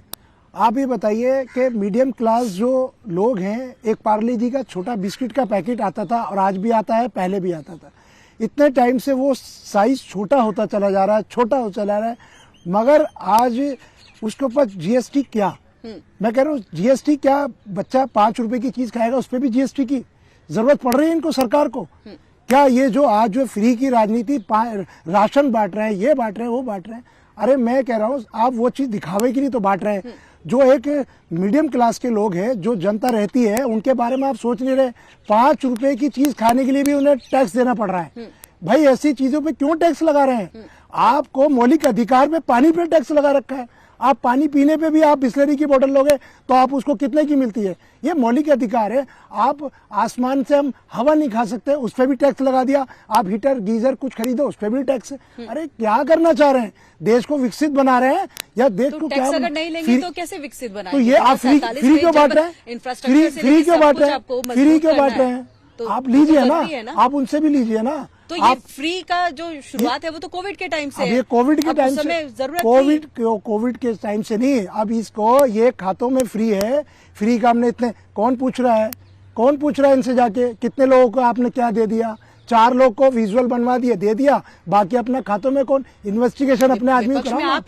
आप लोग अरे इन्वेस्टिगेशन कराओ ना, आप इन्वेस्टिगेशन कराते नहीं हो। आप देखो, आम आदमी पार्टी पूछे, मुद्दा तो है नहीं, मुद्दा तो क्यों मुद्दा नहीं ना होने के लिए कुछ भी बोलना है। नहीं, महंगाई मुद्दा नहीं है। देखिए मेरी बात, गरीबों के बच्चे नहीं होते। आप कहती है, अभी सीए आप कहती है नहीं, देखिए कि हमारे यहाँ देश में महिलाएं इतनी है। प्लीज नहीं, महिलाएं हमारे पास, आप महिलाएं की बात करती है। महिलाएं कहाँ है? महिलाएं कहाँ है? ओनली वन भोजन मिले, बस मुझे ये बताइए। आपकी है, महिलाएं कहाँ है? हमारे माननीय महिम बुलबुल जी, उनको आपने क्यों नहीं आमंत्रित करा? क्यों नहीं करा? ठीक है, एक एक करके अपनी बात को रखिए, एक एक करके। ठीक है, महिला है, देखिए मुझे नहीं खा सकता। अगर एक एक करके बातें रखेंगे वहाँ से कह दिया जाएगा कि वाइंड अप कर दिए। एक एक करके बात, लेकिन वहाँ की राज्यपाल महिला है, उनको भी तो बुलाया गया था। जो मिला वो नहीं देखेंगे, जो नहीं मिला उस पर बिल्कुल देखेंगे। आप एक तरफ कह रहे हैं पॉलिटिकल पार्टी के बीच में नरेंद्र जी भी बात करना चाहता था, लेकिन मैं बोल रहा हूँ ये तो सारी बातें ना रोजमर्रा की जिंदगी से भी सबके संबंध रखती है। आपको तो बुलाया गया था, देखिए कि बहुत विकास हुआ है, वो कह रहे बहुत विकसित, बहुत विकास हुआ है, राम के राज्य में 5वें नंबर पे आ रही है। लेकिन आप देखिए 181% कर्ज बढ़ा है भारत के ऊपर। 55 लाख करोड़ था और आप सोचिए सिर्फ 10 साल में 155 करोड़ कर्ज ले लिया। ये कौन सा विकास कर रहे हैं? वैसे रेवेन्यू सबसे ज्यादा टैक्स का, जीएसटी सबसे ज्यादा इस सरकार ने कलेक्ट किया है ना, और कर्ज भी सबसे ज्यादा। कहाँ जा रहा है सारा कुछ? एमएलए को खरीदने में, जल्दी बात करें, मैं नरेंद्र जी से इसका जवाब हर स्टेट के एमएलए खरीदने में, हर जगह पार्षद खरीदने में, हर जगह मेयर खरीदने में। तो आप कर्ज देखिए किस तरीके से कहाँ जा रहा है ये बजट। पॉलिटिकल नहीं जा सारा, पॉलिटिकली बात नहीं बजट तो बजट पे आप लोग को रखा है महिलाओं के नाते, महिला पे भी चीजें। जी, अर्थव्यवस्था का तभी तो बुरा हाल है ना, कहाँ जा रहा है सारा पैसा। ठीक है शिखा जी, जल्दी से बजट पे आप कुछ कह दीजिए, फिर मैं नरेंद्र जी से बात करूंगी। हाँ जल्दी। मैं बजट पे ये कहना चाहती हूँ कि आप समझने की बात है, कोई इसके अंदर लारा लप्पा देने की बात नहीं, ये इंटरिम बजट है। इंटरिम बजट का मतलब ये होता है कि अभी आने वाला जो इलेक्शन है उसके बाद जो बजट आएगा वो पूर्ण रूप से होगा। इसके अंदर बहुत कुछ ज्यादा संभावनाएं भी नहीं है। इंटरिम बजट तो अभी तक के फाइनेंशियल ईयर को चलाने के लिए केवल, लेकिन फिर भी क्या कहा जा रहा है, लेकिन फिर भी कहा जा रहा है, उसमें मैं जो हमारे सीए साहब ने कहा उसी बात को मैं आगे रखना चाहती हूँ। डायरेक्ट और इनडायरेक्ट टैक्सेस, डायरेक्ट टैक्सेस भी और इनडायरेक्ट टैक्सेस के माध्यम से और जीएसटी के माध्यम से अगर अच्छा काम हो रहा है तो इट शोज गवर्नेंस। ये भी गवर्नेंस दिखाता है कि गवर्नेंस कितनी अच्छी है मोदी जी के राज में। और उस जीएसटी के माध्यम से, उस जीएसटी के कर्ज भी बहुत बढ़ा रहे हैं आप, देश के बार बढ़ा रहे हैं, लोगों के ऊपर टैक्स का बोझ आप कितना ज्यादा डाल रहे हैं, लोगों के ऊपर, आम जनता के ऊपर टैक्स का बोझ डाल रहे हैं थोड़ा। लेकिन इसके साथ भी हम बेहतर काम करते हुए दिखाई दे रहे हैं। इसके साथ भी अगर आईएमएफ की तरफ से ये कहा जा रहा है कि हम 6.5% जीडीपी के इसमें आ सकते हैं, जो कि बड़ी बात है हमारी। और वही वित्त मंत्रालय की तरफ से जो रिपोर्ट आ गया कि जी हट गए हैं, जी, उसमें यह कहा गया कि हम 7% आ सकते हैं, जो शायद हमारे इकोनॉमी को बहुत बूस्ट करेगा। इस तरह के सर्वे जो आएगा, तो उसको लेकर के आप क्या कहेंगे? देखिए मैम, पूरा वर्ल्ड इसमें 2.43 तक है, हम 6.4 बिल्कुल, पे हैं। ये बहुत बड़ी बात है। बहुत थोड़ा बहुत जी। रेट बढ़ गया, डजंट मैटर। अगर आप कोई बहुत बड़ा इंडस्ट्री लेंगे उस पर करोड़ों का लोन होता है, सीसी होती है, कैश क्रेडिट, लेकिन वो बहुत तेजी से ग्रो कर रहा होता है, क्योंकि हम थोड़े से पैसे में अगर 6% के हिसाब से ब्याज लेके हम 10% से अगर कमा रहे हैं तो हमारा 4% का प्रॉफिट है टेक्निकली। तो रेट क्या है उससे डजंट मैटर, हम कितनी तेजी से ग्रो कर रहे हैं वो इम्पोर्टेंट है। हमारा मोदी जी का 2047 2047 का विजन है कि जब हमारा 100 साल का देश हो जाएगा हम वर्ल्ड में नंबर 1 पे होंगे। ये बहुत बड़ा विजन है, ये बहुत बड़ा विजन है। पहले 2047 है, चुनौतियां भी बहुत है 2047 विकसित देश बनाने बिल्कुल बिल्कुल है, चुनौतियां तो है। ठीक है, चलिए यहाँ पे वाइंड अप का समय हो गया है। आप सभी का बहुत बहुत शुक्रिया हमारे साथ इस विशेष चर्चा में जो है वो शामिल होने के लिए। तो बजट को लेकर के ये विशेष चर्चा विजय चौक से आप देख रहे थे। इसी के साथ इतना ही, दीजिए इजाजत, लेकिन देश दुनिया की बाकी खबरों के लिए आप जुड़े रहिए एमएचवान न्यूज के साथ। थोड़ी एम्बिगिटी थी उसमें, प्रॉब्लम ये थी कि ये दोनों पक्ष देखने जरूरी थे, क्योंकि उन्होंने इसलिए पिछली ऑन करी कि बाद में मेरे हिसाब से मेरा मानना है कि उनका एक विजन ये रहा होगा कि आने वाले टाइम में पिछले वाले को रिवोक करेंगे, पर लेकिन अभी दोनों टैक्स जो दोनों तरीके से आदमी को मतलब विजन मिल जाए। रही बात बहुत सारी ऐसी जो सिस्टम में बड़ी सारी ऐसी प्रॉब्लम्स हैं, मैं वही अब बात हम जो डिस्कस कर रहे थे कि हम अगर आंखें बंद करके बैठ जाएंगे तो आगे नहीं बढ़ पाएंगे। हमें हर मुद्दे पे एक बहुत अच्छे तरीके से अच्छी बहस हो, ताकि वो जो आगे प्लेटफॉर्म में चीज आनी है उसमें अपनी जनता की आवाज उन मंत्रियों तक वहां पे पहुंचे जहां जरूरत है, और वो इम्प्लीमेंट करेंगे। और ये काफी सुधार हो चुके हैं। आज सब कुछ ऑनलाइन आ चुका है। आज आप आधार कार्ड, पैन कार्ड, ये सारी चीजों से आप अगर कोई छोटी सी चीज भी ले रहे हैं तो वो डिजिटल इंडिया में आ रही है। पहले सारा कैश का रोटेशन होता था, आज अगर 10 रुपए अगर आपको मार्केट में भी देने हैं तो गूगल पे से चल रहे हैं। तो वो सारी चीजें आज धीरे धीरे आप अडेप्ट करते जा रहे हो, और ये विजन है। लेकिन ये भी तो एक चुनौती है ना हमारे लिए, खासतौर से अगर हम देखें तो इससे क्या बोलते हैं, फ्रॉड बहुत ज्यादा होने लगा है ऑनलाइन पेमेंट को लेकर के। इसमें भी कहीं ना कहीं अब सरकार को कंट्रोल करने की जरूरत है। नहीं, चुनौती, हाँ, हर चीज का पॉजिटिव और नेगेटिव इम्पैक्ट तो रहता है, पर लेकिन आप सारी दुनिया जिस तरफ चल रही है, या सारी दुनिया डिजिटल की तरफ चल रही है, जो कैश करेंसी जो मिसयूज हो रहा था कैश करेंसी का, जहां पे अगर दंगे कराने के लिए यूज हो रहा था, या जो भी गलत काम करने के लिए कैश करेंसी यूज हो रही थी, आज उसमें बिल्कुल जीरो टॉलरेंस हो गई है। और आने वाले टाइम में ये और ज्यादा अच्छी आएगी। आपकी और मेरी आवाज सुन रहे हैं लोग, ये टेक्नोलॉजी के माध्यम से सुन रहे हैं। अगर हम आज से 15 साल 20 साल पहले जब अब स्टूडियो में बैठते थे तो वहां पे भी तारें नहीं चल रही होती थी। तो अगर हम टेक्नोलॉजी को एक्सेप्ट करेंगे और आने वाली टेक्नोलॉजी को और और आर्टिफिशियल इंटेलिजेंस है या ऐसी चीजों को एक्सेप्ट नहीं करेंगे तो हम साइड पे बैठे रहेंगे और दुनिया एक तरफ चल रही है। हम विकसित देश में कैटेगरी में नहीं आ सकते। जी अश्वनी जी, एक तो मुझे ये पूछना है, आपसे जानना भी है कि विकसित देश में आने के लिए, क्योंकि 2047 का टारगेट रखा गया है, क्या कैटेगरी है और किस तरह से कह सकते हैं कि हमारा ये सेक्टर जो है वो स्ट्रांग हो चुका है, तो अब हम जो है विकसित देशों के इसमें आ चुके हैं। इसके साथ साथ क्या ट्रांसफॉर्मेशन होनी चाहिए, क्योंकि आज बड़ी बात है, ये 3 वर्ड सिर्फ वर्ड नहीं है, ये शब्द नहीं है, इसका एक अर्थ भी है, मतलब भी है। क्या ट्रांसफॉर्मेशन और होनी चाहिए इसको लेकर के हमारे देश में, खास तौर से चाहे हम किसानों की बात करें, महिलाओं की बात करें, हर सेक्टर्स में आप हम बताइए। हर सेक्टर विकसित देश होने के लिए हर सेक्टर के अंदर डेवलपमेंट चाहिए जी। वो डेवलपमेंट हो जाएगी जिस तरीके से देश की अर्थव्यवस्था चल रही है, जिस स्पीड से चल रही है। ये सरकार नहीं कह रही, ये जो बाहर की जो इकोनॉमिक एजेंसीज हैं उनका भी आकलन है कि 47 तक इंडिया जो है एक सुपर पावर होगा और विकसित देश होगा। लेकिन मुझे लगता है कि हम, हालांकि वो बजट का सब्जेक्ट नहीं है, हम विकसित तो हो जाएंगे, लेकिन जब तक हमारी सोच नहीं बदलेगी, हम क्या है कि भाई अपने छोटे छोटे स्वार्थों के लिए, छोटे छोटे राजनीतिक कारणों के लिए देश के अगेंस्ट जाकर जो मूवमेंट होती है उसमें खड़े हो जाते हैं। भाई आप देश पहले, ये अगर सारे सोचेंगे तो एक राजनीतिक लड़ाई अलग है, लेकिन जब देश की बात आती है तो सब लोग उसके साथ खड़े हो।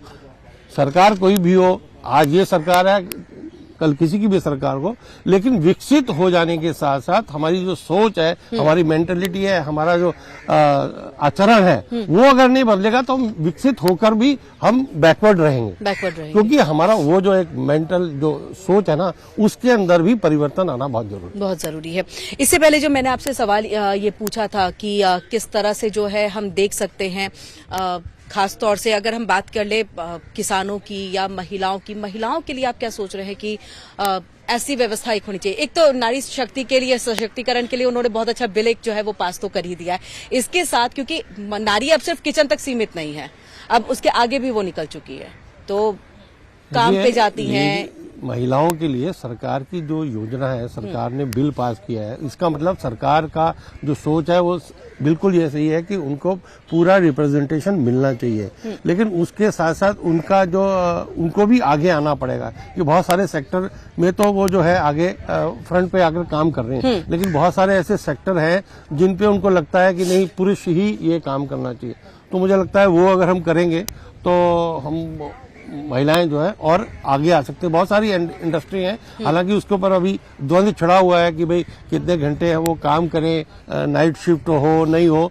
तो अगर वो एक्सेप्टेबिलिटी है और उसके साथ सिक्योरिटी है, अगर हम उसको सिक्योरिटी दे सकते हैं, सुरक्षा दे सकते हैं, फिर हम वो जो है नाइट शिफ्ट, डबल शिफ्ट या एक्स्ट्रा आवर्स की बात करें, वो भी जरूरी है। मतलब पुरुष है वो तो अपने आप को फिर भी अगर कुछ होगा तो संभाल लेगा, लेकिन महिलाओं की सुरक्षा के लिए अगर आप जो है तो थोड़ा सा और फोकस करेंगे तो मुझे लगता है वो पीछे नहीं हटेंगी किसी भी फील्ड में आगे। आपके टाइम में अगर कहें तो सबसे इम्पोर्टेंट जो है महिलाओं के दृष्टिकोण से ये सबसे सुरक्षा है। सुरक्षा। आपके पास समीर जी, क्योंकि वैसे तो आप मेडिकल के क्षेत्र से है, बट मैं इससे अलग हट करके, क्योंकि अगर मैं बात करूं विश्व में जिस तरह से अभी की मार्केट, अभी की इकोनॉमी चल रही है, उसका असर इंडिया पे डेफिनेटली पड़ना ही है। तो इसको देखते हुए भी हम देख रहे हैं कि जहां वो काफी सुस्त है, विश्व में जो वहां की इकोनॉमी है वो थोड़ी सुस्त चल रही है, हम उतने ही तेजी के साथ आगे बढ़ रहे हैं। चुनौतियां है, लेकिन उस हिसाब से भी अगर देखें तो हमारी जो इजी है, मतलब हम चीजें जा रहे हैं, ऑन गोइंग है चीजें। लेकिन आपसे इस बात को समझना है, जो 7% की बात की गई है कि जीडीपी में हम इतना ग्रोथ करेंगे, वित्त मंत्रालय की तरफ से एक रिपोर्ट पेश किया गया है, कितनी संभावना, कितना आपको लग रहा है कि हाँ ये हो सकता है? क्योंकि कुछ अलग उन्होंने कहा, 2 दिन पहले की रिपोर्ट आई है, लेकिन कुछ अलग था और कुछ ऐसा था जो कहे तो देश के लिए बहुत अच्छी बात रही ये रिपोर्ट सर्वे। देखिए, इसमें इसको अगर हम कनेक्ट करें, स्पेशली अगर मैं हेल्थ सेक्टर को भी मैं लेके चलूँ इस मामले में, तो जैसा अभी हम देख रहे हैं कि हेल्थ सेक्टर के अंदर जितना हम अगर अभी एलोकेट करते हैं मेडिकल टूरिज्म की तरफ, खास तौर पे अगर हम मेडिकल टूरिज्म को भी अगर हम स्पिरिचुअल टूरिज्म भी अगर कनेक्ट करें, जैसे अभी हम वाराणसी या अयोध्या को भी देखें, तो वहां पर जिस तरह से एम्प्लॉयमेंट बढ़ रहा है, तो साथ के साथ एक चीज यहाँ पे ये समझनी जरूरी है कि हेल्थ सेक्टर, स्वास्थ्य क्षेत्र ऐसा एक क्षेत्र है जहां पर जो बहुत ज्यादा एम्प्लॉयमेंट जनरेट करता है। खास तौर पे अभी फिलहाल हम देख भी रहे हैं तो युवाओं का रुझान भी इस तरफ काफी ज्यादा बढ़ रहा है। तो मैं समझ रहा हूँ कि जो मेडिकल एजुकेशन है उसको अफोर्डेबल बनाना ज्यादा जरूरी है ताकि लोग इस तरफ ज्यादा बढ़ सके, क्योंकि अभी जैसा हमने देखा पिछले 2 बजट के अंदर हमारा हेल्थ केयर इंफ्रास्ट्रक्चर के अंदर कैपिटल इन्वेस्टमेंट काफी बढ़ रहा है, बट आगे आने वाले समय में उस तरह की फिर जॉब रिक्वायरमेंट भी होगी, क्योंकि ह्यूमन रिसोर्सेज हमेशा से एक बड़ा चैलेंज रहा है। तो मैं समझता हूं कि जिस तरह से हमारा एक तरफ ये इन्वेस्टमेंट रहेगा, कैपिटल इन्वेस्टमेंट, इसके साथ साथ जॉब अपॉर्चुनिटी बढ़ेगी। तो जॉब अपॉर्चुनिटी बढ़ेगी तो उसका डायरेक्ट कनेक्शन है आपकी इकोनॉमी से, हर चीज से। तो ये ओवरऑल सारा एक हॉलिस्टिकली कनेक्टेड है एक दूसरी चीजों से। एक तो ये, दूसरा एक सबसे ज्यादा बड़ा यहाँ पर चैलेंज है कि जो R&D के अंदर जितना रिसर्च एंड डेवलपमेंट में हम यहाँ पे ज्यादा काम करेंगे तो बहुत सारी चीजों के लिए जैसे अभी हमें निर्भर रहना पड़ता है बाकी जगह पे, बाकी देशों में, तो वो मुझे लगता है वो काफी हद तक हमारे लिए कारगर रहेगा। R&D के ऊपर जैसा अभी पिछले 2 सालों से शुरू हुआ है काम, पर आगे आने वाले समय में भी, जैसे फार्मेसी में हम अगर देखें तो फार्मेसी में अगर भारत की बात करें तो वो एक मतलब कैपिटल की तरह है, सबसे ज्यादा हम यहाँ से निर्यात करते हैं दवाओं का। तो इस तरह से और भी जो सेक्टर है जैसे मेडिकल इक्विपमेंट मैन्युफैक्चरिंग या इन चीजों के ऊपर ध्यान देंगे तो काफी हद तक वो इकोनॉमी को डायरेक्टली इनडायरेक्टली, मतलब सब कुछ जो है वो मेड इन इंडिया हो तो शायद इसका बेनिफिट बहुत इकोनॉमी पे वो डायरेक्टली उसका असर पड़ेगा। जी सुप्रीत जी आपके पास, क्योंकि आयात निर्यात इंपोर्ट एक्सपोर्ट इन सब पे आप ज्यादा माहिर हैं, समझते भी हैं, हम उसको भी समझना चाहेंगे क्योंकि निर्यात को हमें बढ़ावा देना है। प्रधानमंत्री ने इस तरफ एक इशारा कर भी दिया है कि हमें उसे बढ़ाना है और आयात में जो शुल्क है उसको यहाँ पर कम करना है, उसको लेकर के हम समझना भी चाहेंगे। और इसके साथ साथ जो $5 ट्रिलियन की बात कही जा रही है कि हम 3 सालों में वहां तक पहुंचे, तो उसको लेकर के भी कि कितनी संभावना आपको यहाँ पर दिखती है। देखिए, जो मार्केट कह रही है या जो जैसे हर ट्रेंड्स आ रहे हैं उसमें 100% लग रहा है कि बहुत जल्दी भारत जो है वो तीसरे नंबर से दूसरे पायदान पे 100% आ जाएगा और ये 100% हम अचीव कर लेंगे। 5वें से तीसरे पे, 5वें से तीसरे पे जो भी था। तो मेरा पॉइंट वहां पे ये है, देखो यहाँ पे आके हमें ये सोचना है, हमें कंपेयर करना पड़ेगा। एक ओवर पॉपुलेटेड कंट्री और हम विकसित नहीं थे, और उसकी सारी चीजों को देखते हुए, क्योंकि जैसे यहाँ अगर थोड़ी सी सब्सिडी कम कर दो तो एक बवाल मचाने वाले लोग बैठे हैं, उनको इंडिया भारत नहीं दिखता, उनको हिंदुस्तान नहीं दिखता, इशारा सतीश जी की तरफ तो नहीं जा रहा है। बिल्कुल, उनको भारत नहीं दिख रहा होता, उनको दिख रहा होता है कि इससे मेरे को पर्सनली क्या लाभ हो सकता है। नंबर 1। नंबर 2 है, हमें सोचना पड़ेगा, आगे बढ़ के सोचना पड़ेगा कि हमें, अगर हमारे भारत के पास, आज हमारे हिंदुस्तान के पास इकोनॉमी हमारी सक्षम होगी तो जो जनरल पब्लिक है, जो नीचे के पायदान पे बैठा हुआ व्यक्ति है, उसका विश्वास हमारी गवर्नमेंट के प्रति, हमारे सिस्टम के प्रति ज्यादा बढ़ेगा।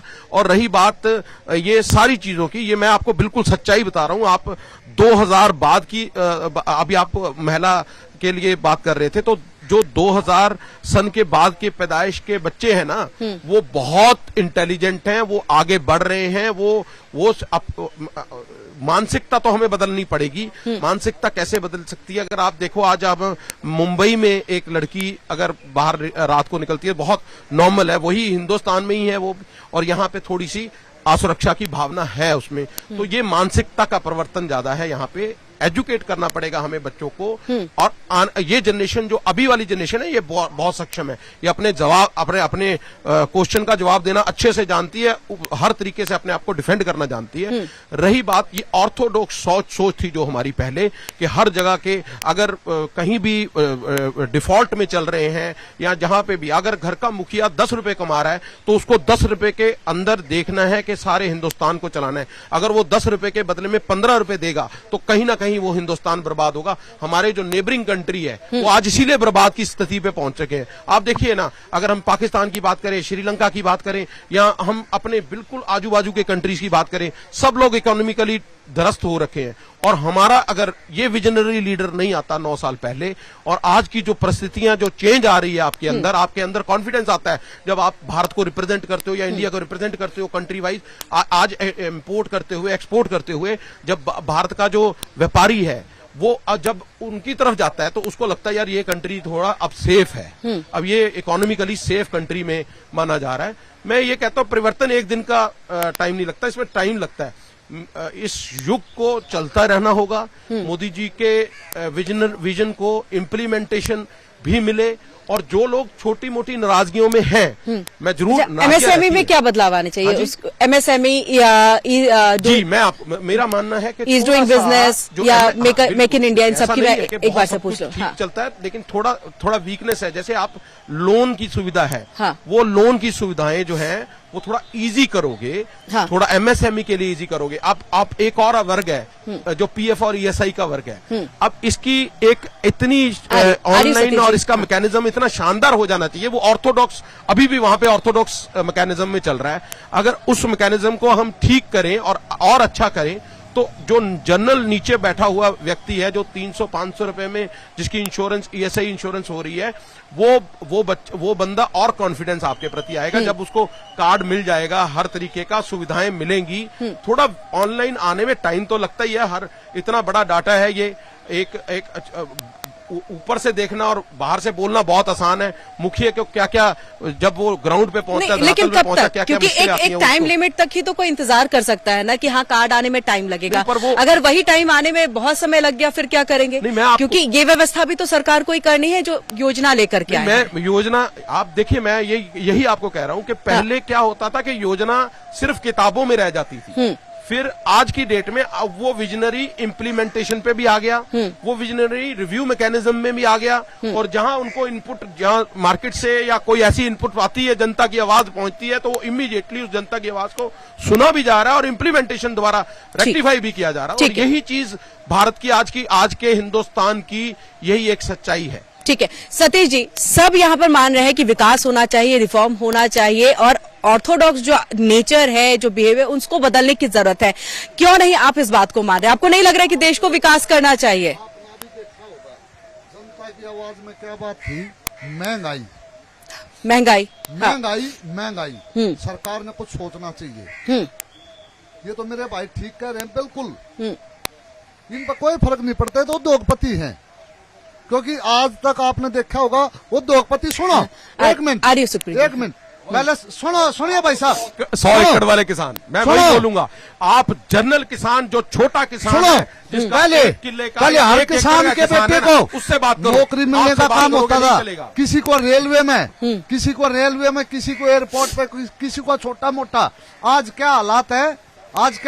हर चीज एक उद्योगपति को सौंपने का काम किया जा रहा है। आप जितने भी प्राइवेट, मतलब सरकारी संस्थान थे, आज सब के सब, आप दुनिया को सुनो एक मिनट, 2009 से पहले मोदी हर भाषण में बोलते थे, क्यों बोलते थे?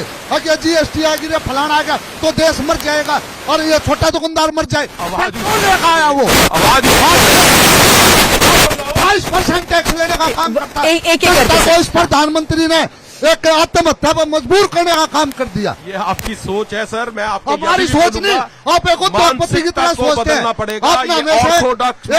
जनता को कुचलने का काम करने का काम हमें बदलने पड़ेंगे, यही विचार। ये जो बदलने का एकड़ वाले किसान है ना, जो कब्जा करके बैठे हैं किसान की मानसिकता पे, उसको बदलना पड़ेगा। अभी क्या है, जो जनरल किसान है, जो 1 एकड़ का, 2 एकड़ का, 5 एकड़ का किसान है, वो उससे बात कीजिए धरातल पे जाके, उसको पहली बार ऐसी चीजें फर्टिलाइजर मिनिस्ट्री में सर एक एक करके बात करते हैं सर, दर्शक भी नहीं समझ पाएंगे सर। आप केमिकल मिनिस्ट्री में जाइए मैडम, आज खाद्य मानसुख मंडविया जी की मिनिस्ट्री में आज आप देखिए, इमीडिएटली इम्प्लीमेंटेशन देखिए। खाद की चोरी क्यों नहीं हो रही? इनके टाइम पे खाद में अभी स्पेशल मिक्सर किया जा रहा है उसमें, ताकि खाद मार्केट में ना बेची जा सके।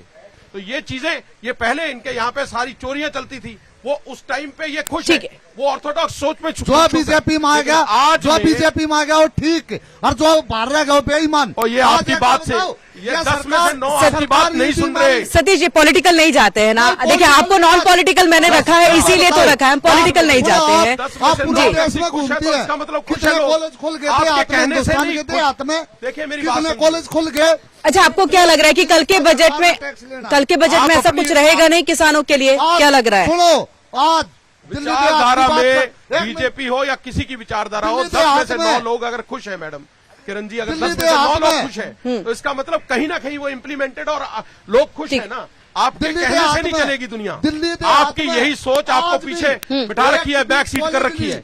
अगर आपको ठीक है, एक एक करके सर, एक एक करके बात कर लेते हैं जी। आप अपनी बात को रखिए। हाँ, क्या दिल्ली हाथ में आज एक भी कॉलेज नहीं, पूरे का पूरा सिर्फ एक बवाना, वो भी माननीय साहिब सिंह वर्मा बना के चला गया था, एक अलीपुर, और नहीं तो आप पूरी की पूरी दिल्ली में घूम जाइए, या जहाँ पर खड़े हैं ना हम, यहाँ के 5 किलोमीटर के 8 किलोमीटर के दायरे में कॉलेज है दिल्ली में। आज हिंदुस्तान का देहात एक जो अफ्रीका के क्या चाहिए के कारोबार पर, सर आपको क्या चाहिए? कॉलेज चाहिए दिल्ली में कॉलेज चाहिए, पूरे हिंदुस्तान के देहात में कॉलेज चाहिए, हर 10-15 गाँव में एक कॉलेज होना चाहिए, स्कूल होना चाहिए। हाँ। लेकिन इस सरकार ने सिर्फ अडानी अंबानी को ऊपर, सर आप किसानों का प्रतिनिधित्व करने आए हैं, उनकी बात को रखिए ना, उनकी बात को रखिए। आप तो कॉलेज भेजते नहीं है, आप कह रहे हैं कि मैं तो इग्नू से पढ़ा लेता हूँ अपने बच्चों को। मैं तो पढ़ा लेता हूँ, मेरा यहाँ कॉलेज नहीं तो कहाँ से पढ़ा लूंगा मैं? मेरे कॉलेज की क्षेत्र में 40 किलोमीटर, ठीक है सुखप्रीत जी, कॉलेज नहीं, ठीक है सुखप्रीत। मेरा मानना यही है, देखिए आप देखिए जितना मर्जी हाइपर हो जाए उसमें कोई फर्क नहीं पड़ता, पर जनरल पब्लिक जो कॉमन पब्लिक है, जो कॉमन पब्लिक वो 100% मोदी जी का साथ दे रही है, उनके विजन पे ट्रस्ट कर रही है, और मैं और आप नहीं है, सब लोग ये ट्रस्ट कर रहे हैं। रही बात इनकी दिल्ली की बात कहने की, इन्होंने भी खुद ही बोल दिया ना, परवेश साहिब सिंह के फादर साहिब सिंह वर्मा जी ने ही वो बनाया। ठीक है, वाइंड अप का समय हो रहा है। अश्वनी जी से मैं आखिरी कमेंट से आप ले लेती हूँ। अश्वनी जी, कल का बजट तो है, लेकिन रेलवे बजट भी अब इसी के साथ ही जो है वो पेश होता है। कल के बजट में रेलवे को लेकर के कुछ खास रह सकता है, और कितना आपको लग रहा है कि रेलवे में निश्चित रूप से रेलवे भी उसका एक पार्ट है, तो उसके अंदर भी रहेगा, लेकिन रेलवे में बहुत सरकार जो है वो सुधार कर रही है। हाँ। नई नई ट्रेन और सब इम्प्लीमेंट करके पुराने जो इंफ्रास्ट्रक्चर या पुरानी जो गाड़ियां हैं उनको हटाकर उसकी जगह पर नए लाने की कोशिश की, लेकिन उसके अंदर भी बहुत सारी और चीजों की सुधार की जरूरत है। ये क्या हर जगह निजीकरण करके भी जो है आप उसका सुधार नहीं कर सकते। मतलब आपने पैसा लगाया, सब कुछ किया, लेकिन उसको चलाने के लिए किसी दूसरे को दे दोगे तो वो उस प्रकार से प्रॉपर तरीके से नहीं कर सकते। वो तो बेनिफिट देखेंगे अपना, उसमें इसलिए बहुत सारी कमियां आती हैं। अब जैसे IRCTC जो टिकट बुकिंग करती है, वो इतने लोगों के जो है पैसा वापस जाने वाला अभी पेंडिंग पड़ा है, लेकिन वो सिर्फ कमाई मत देखो, आप जनता के साथ, चाहे महंगाई है या उनके कोई भी इश्यूज हैं, जो उसको भी साथ साथ फोकस होना चाहिए। हालांकि मंत्री जो है ट्विटर के ऊपर रिड्रेस करते हैं, लेकिन रिड्रेसल सिस्टम जो है वो रेलवे के अंदर और इतना सशक्त अच्छा करने के साथ जो रिड्रेसल सिस्टम है उसको भी इम्प्लीमेंट करने की जरूरत है। आप चारों का ही बहुत बहुत शुक्रिया हमारे साथ इस विशेष चर्चा में जो है वो जुड़ने के लिए। तो इसी के साथ देख रहे थे बजट में ये विशेष चर्चा, जिसमें हम उम्मीदों भरा बजट और विजय चौक से जो है वो पेश कर रहे थे अपने दर्शकों के लिए। तो इस बीच में जो पब्लिक है, जो लोग हैं, वो क्या कुछ चाहते हैं, इस बजट को लेकर के क्या कुछ सोचते हैं, वो भी हमने अपने दर्शकों को सुनाया है। तो इसी के साथ हमारी इस विशेष चर्चा में आज के लिए इतना ही, लेकिन देश दुनिया की बाकी खबरों के लिए आप जुड़े रहिए MH1 न्यूज के साथ।